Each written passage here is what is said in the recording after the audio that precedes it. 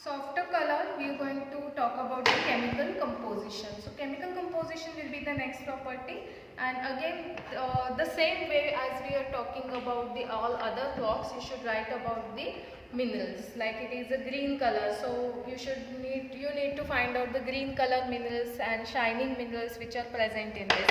If it is a black color rock, then you should find out the black color minerals into this, and then you should write about the chemical composition of or mineral composition of these rocks. So after color and chemical composition or mineral composition, next property is texture. The same way we should write about the texture. Here we cannot see the grains, individual grains, so it is called as fine grain minerals, fine grain rocks. Then here we can see the grains as large as possible, so of course it is a coarse grain. And then here we have the combination of fine grain and coarse grain, so you can write fine grain, coarse grain, medium grain as per depending upon the specimen. So after color, mineral composition and texture, next we have to write about the structure. So structures, different structures shown by the metamorphic rock. As a slate shows the slaty structure, so you can see the lines or you can see the arrangement of thin layers together. Slate is a very common rock, commonly known for flooring, as we call it as a Kadapa tiles. It is very well known rock and it shows the slaty structure.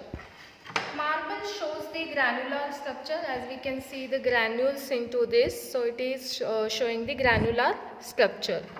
This gneiss sample is showing you the bands of felsic and mafic minerals. Felsic minerals are light color minerals and mafic minerals are the dark color minerals.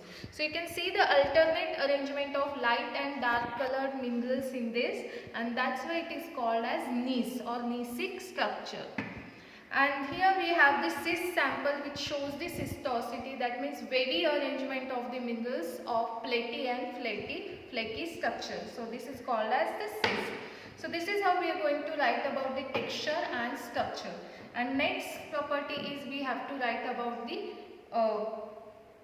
occurrence of the rock specimen. So occurrence depending upon its origin, again it is formed by which type of metamorphism. For that you should need to study theory part, that is whether it is dynamothermal metamorphism or plutonic metamorphism. For example, marble is formed as a plutonic metamorphism, banded gneiss is formed as a contact metamorphism. So once you study about these things, that is cystosity is formed by the cataclastic metamorphism. So this is how you should write about the occurrence depending upon its type of metamorphism, which is related to the theory part.